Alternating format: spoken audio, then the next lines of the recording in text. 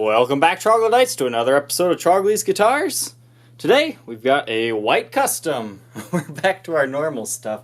I hope you guys enjoyed that Taylor and BC Rich episodes, but we're back to Les Pauls. I've got a Marauder, looks like the Paul, a couple of 2550s, and yeah, that's right, I've got a Goddess Les Paul and a Goddess SG. That's what I'm working on currently, but first, the white custom.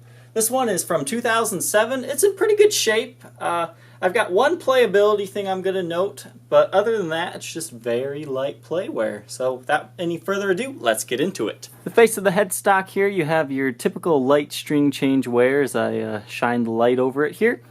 And you also have the typical tooling marks / checking lines around the custom and Gibson logos. That's how you know it's an authentic Gibson, sadly. Nut is in good shape. The frets are in good shape. They show very minor wear. You have an ebony fretboard with your custom block inlays. Now I did note one playability issue. Since this is from the mid-2000s, for whatever reason Gibson was not doing a very good job at that time, because there's little gaps between the fret and the binding.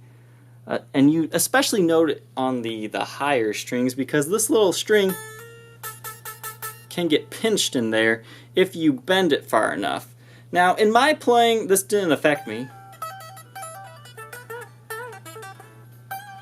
See, you can still bend the note just fine. I'm not altering my playing style at all. So this one's not too bad. Some of them catch worse than others. But you know, if you like to pull it more towards the edge of the fretboard, you're going to want to get a luthier to file the fret end down to remove that gap. And that should only cost you about $100. But besides that, this guitar plays awesomely. I was actually very impressed with the way this one sounded and played. So that's the one issue with the just the fret nibs being annoying. But if you can live with that, this guitar is actually pretty clean. You have your stock Gibson USA humbuckers. It looks like they've been taken out at one point in time, then put back in once you see it in the cavity. But this one is all original with the exception of Schaller strap locks. And this one came to me with the golden speed knobs. And I know that's the Randy Rhoads vibe. And I have a brass poker chip somewhere that I was going to put on it. But instead I decided just to, take it back to a little bit more of a traditional look. These are actually the kind of top hat reflector type knobs, but without the insert on the top. I believe they use these on the 57 reissues, so it kind of gives this guitar like a more higher end vibe. But other than that, the guitar is all original. Let's take a look at the condition here.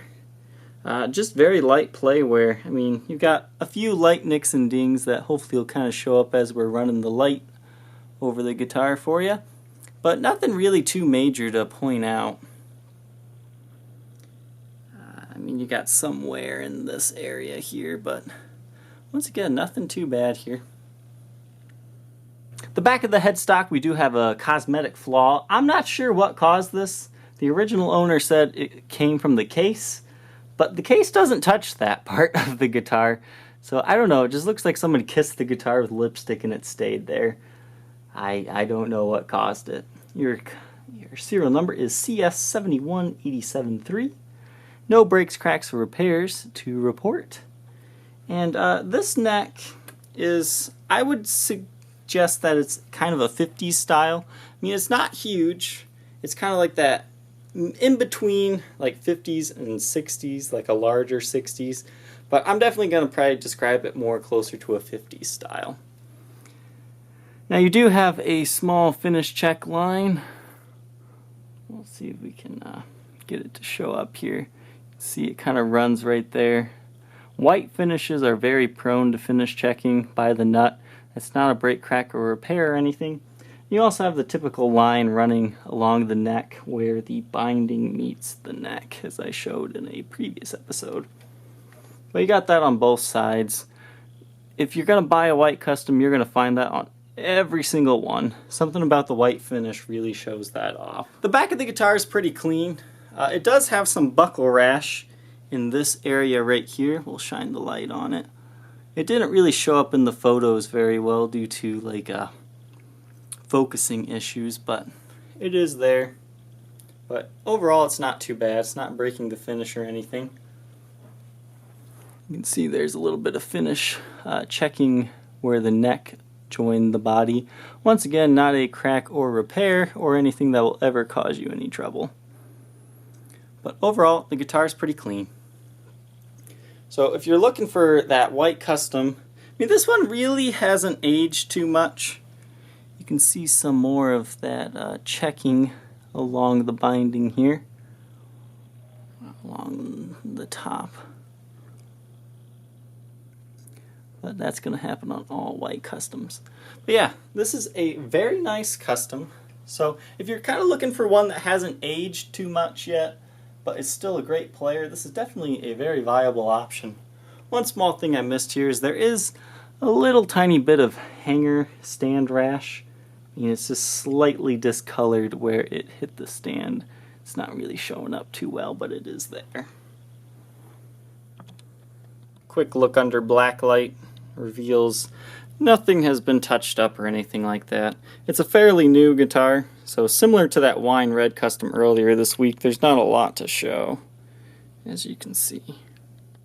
Here's the back of the headstock. You can see that stand rash or whatever caused that little lipstick mark. Maybe we can see this a little better on the side. Yeah, there you can kind of see that stand wear a little more clearly. And I think I actually forgot to talk about the neck. Besides the profile, there is some light wear and tear to it. And towards the middle of the neck, there's a little bit more discoloration and slash indentation there. I mean, it's not huge or anything though. Overall, everything's looking good.